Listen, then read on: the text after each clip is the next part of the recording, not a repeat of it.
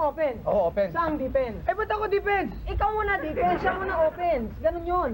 Okay? Sige. Ano position ko? Hindi, mamaya na yun. Bale, ang gagawin natin ay ang bolo punch. Okay? Bolo punch. Ball of punch. Paano yun? Paano yun? Di, ang stance mo, ganito. Ganyan ka. Ganyan. Tapos, ang kamay mo, ganyan. Parang kutsilyo. Parang Ganyan. polo. Ganyan. Ngayon, iampas mo sa full punch. Pag ganyan. Ah! Ganyan. Ah! Okay. Paano ko? Paano ko? Ikaw naman, defense. Ang position mo, ganyan ka. Ganyan. Yan. Bend your knees, ha? Ha? Tapos, Ha? hindi. Isa na lang. Yung chin mo.